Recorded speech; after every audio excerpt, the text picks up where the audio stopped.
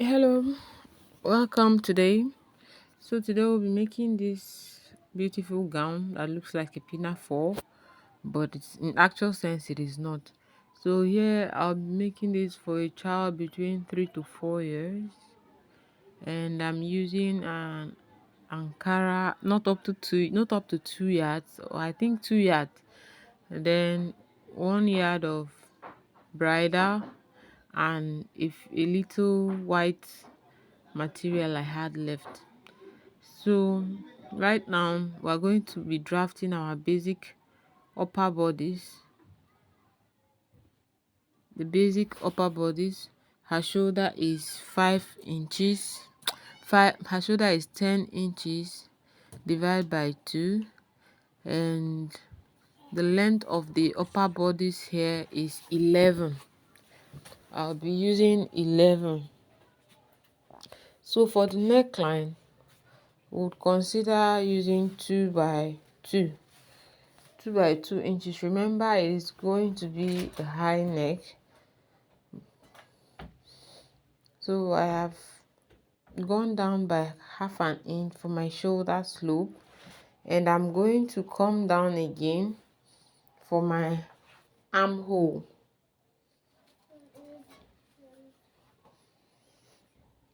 So for the front neckline, like I said, we'll be using 2 by 2. Then for the armhole, I'm just going to come down by 5 inches from my shoulder slope.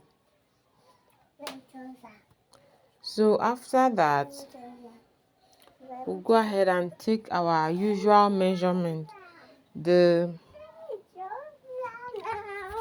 chest and the waist measurement.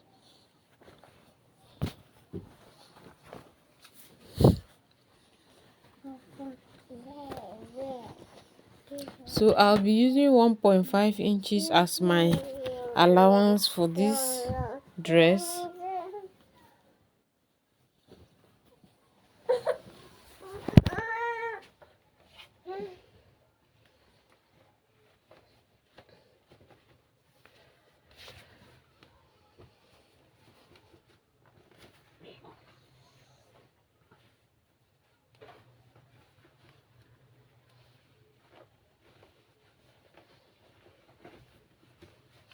So now I'm going to use the front pattern to cut out the back pattern. Everything would be equal, will be the same. The only difference in this case is just the zipper allowance. That is a normal thing.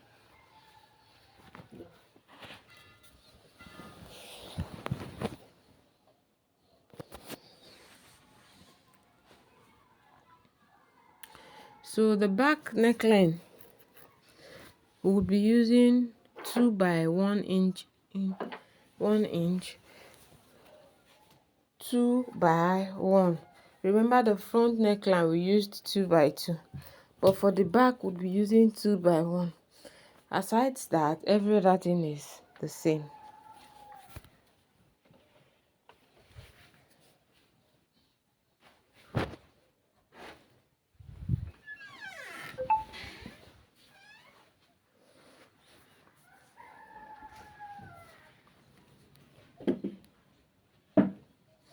So now, for this area now, you determine how low you want the white material to come, how low you want it to come down. In this case, I used 4.5 inches. Then I'll just go ahead and mark out the line. Note that you can decide to use either 5, 6, lower or higher, depending on the age of the child and how deep you want the white to show, how much you want it to be showing. So like we always do for our armhole those days, you would go in by 1 inch or half an inch just to give it a curved round look, so it doesn't appear four corner, just to give it that bent round curved look there. So remember, you're going to divide your shoulder measurement by 2. divide it by 2, then follow that line and mark out your the white part. Then note, this can equally be done directly on the fabric. You can decide to do this directly on your fabric, then you just cut out the plain fabric separately. But if you can't, you can still use a pattern paper if you'd want, for easier understanding, right?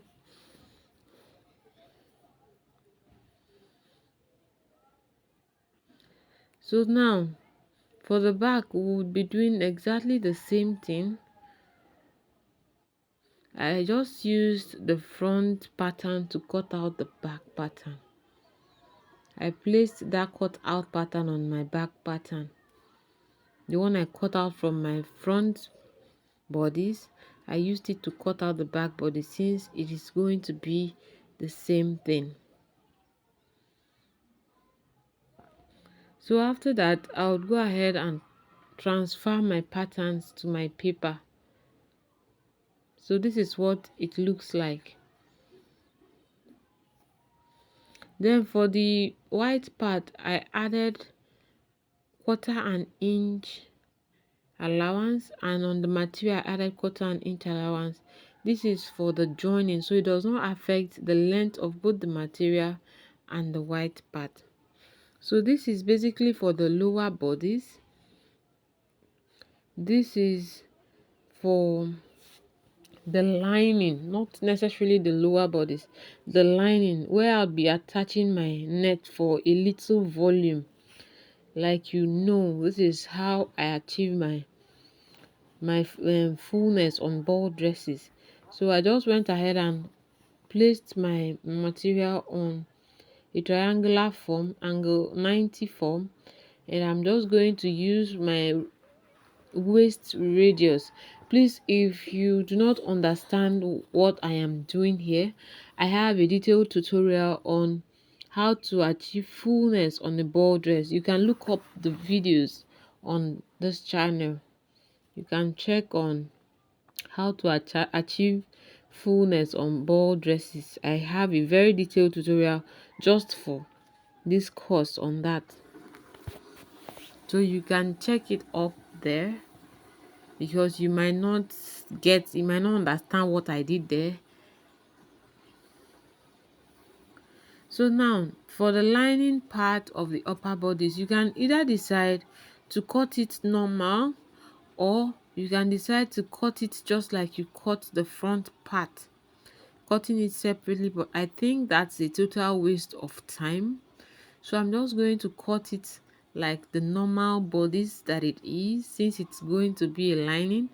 It is not showing, so there's no point doing all of those joinings. It is not necessary.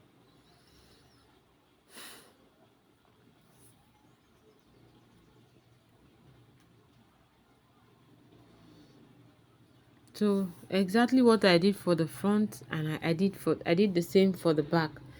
So now we'll head on to my sewing table.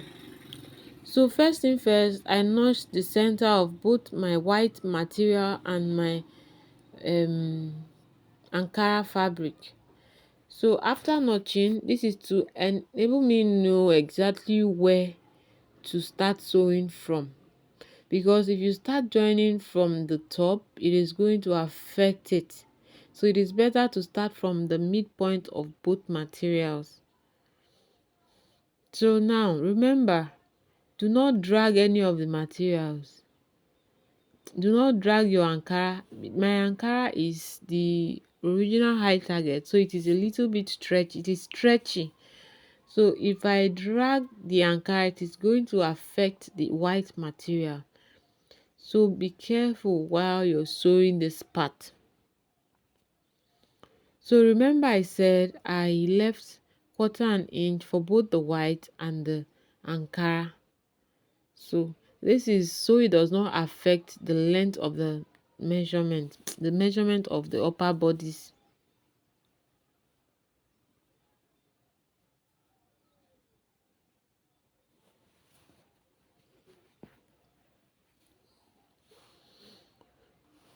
So after the hair now, I would go ahead and do the same thing for the back bodies.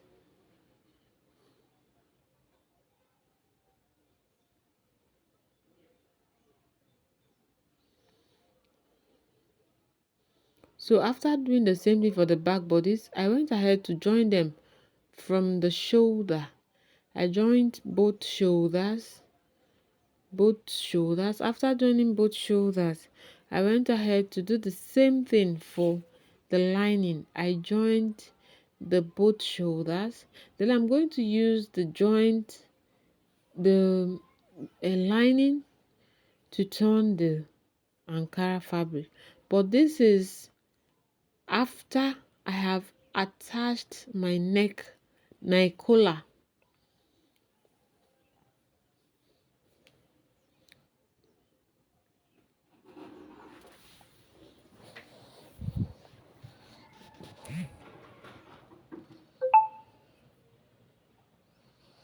So after attaching both shoulders, I am going to go ahead now and measure my neck area, excluding the zipper part. This collar is not going to affect the zipper part. It is a standing pleated collar. It is not going to affect the zipper area. So after measuring, I had 14. On fold is 7. So I'm going to go ahead now and cut out a very long material folded into two that I'll be using for the neck. I am going to pleat it all.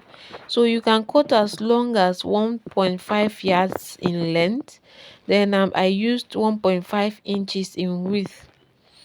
So first thing first, I went ahead to close up one side of it, just as you can see. After closing one side of it, I'm going to go ahead now and pleat it all through the end.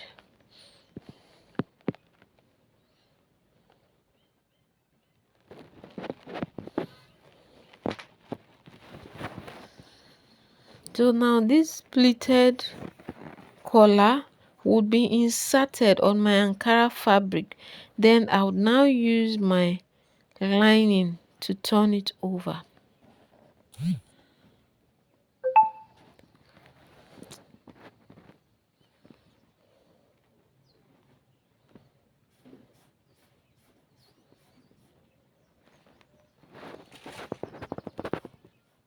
So after doing this, I made sure that it is complete 14 inches. I even had a little extra, so I'm going to just push it in.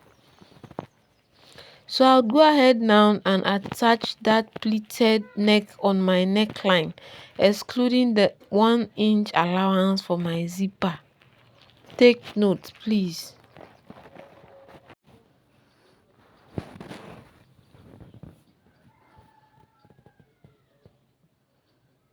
So I would go ahead now and attach the pleated neckline all through round the neck.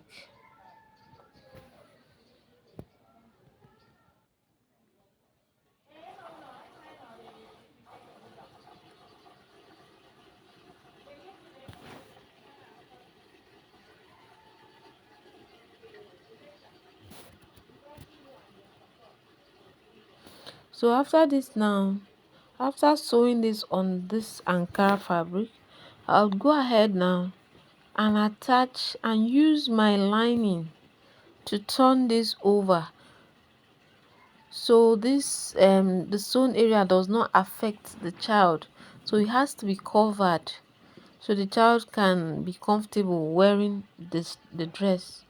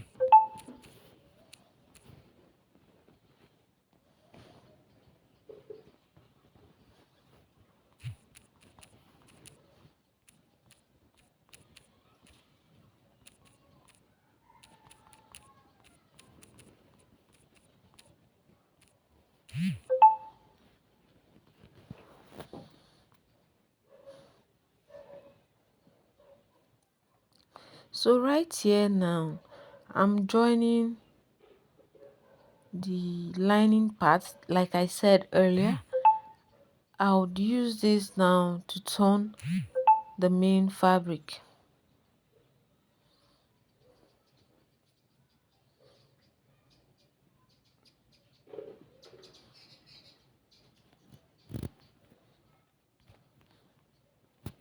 This is the essence of this is to achieve neat finishing. One, to enable the child be comfortable while wearing this dress, because if you do not turn it with your lining here, that sewn area can be scratching the child.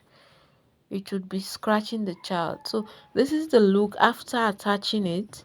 You can see our space for zipper is still left. So the next thing now, I'm going to go ahead and join both sides. I'm going to shape both sides. Remember, I left 1.5 inches for joining allowance. So I'm going to go ahead now and utilize the 1.5 inches for shaping the dress. So I'm going to do the same thing for both the lining and the main fabric. So for the sleeves, I did a little puff sleeve. Yes, so you just cut out your basic sleeve. Cut out a basic sleeve. You can make it as long as you want, depending on how full you want the sleeve to be, how full, how puffy you want it to be. So here now, I went ahead to gather the hem area, the lower part, and pleated the upper part, the cup area. So after gathering the lower part, I'll go ahead and pleat the upper part, like I said earlier. So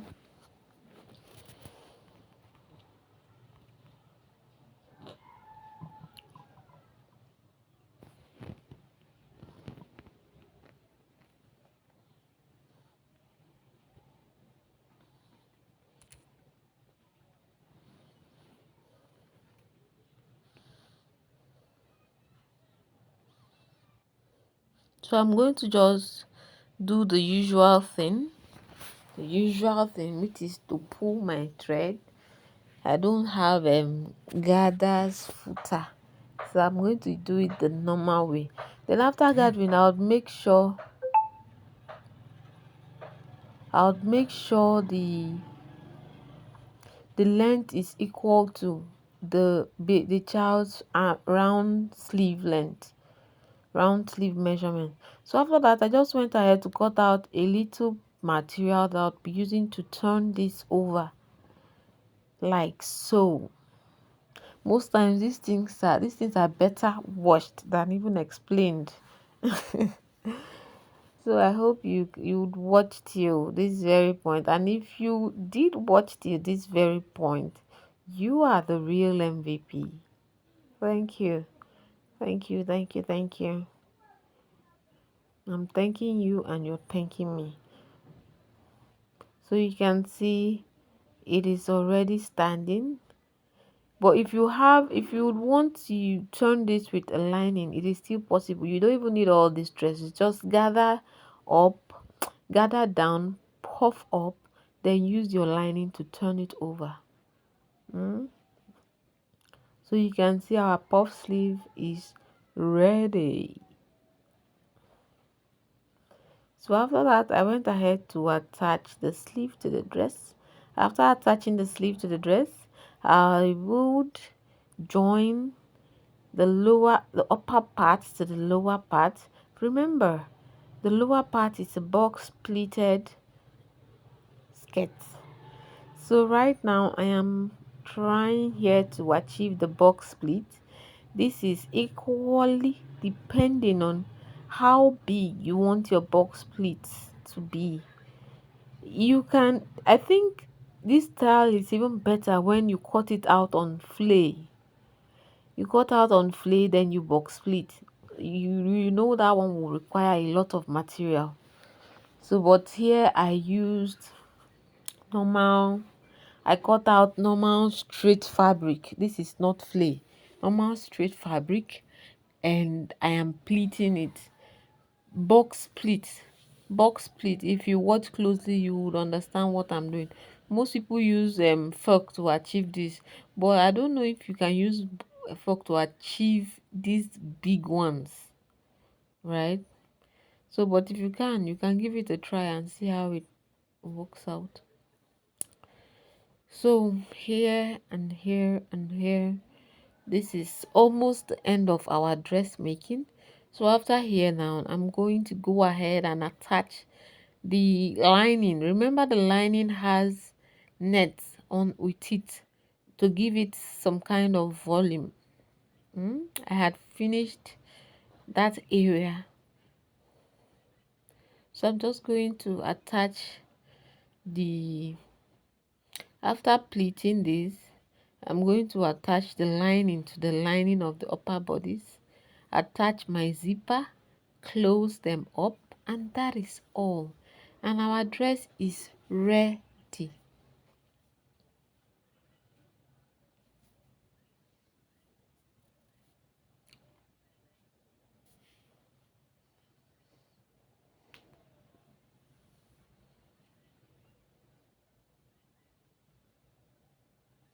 So I am done box pleating, and I'm going to go ahead now and close up to join every joinable, sew every sewable, close up everything that needs to be closed up, and our dress is ready.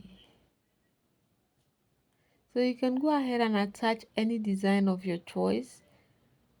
So you can see our dress is ready and beautiful, and anyone can achieve this as long as you set your heart to do these things.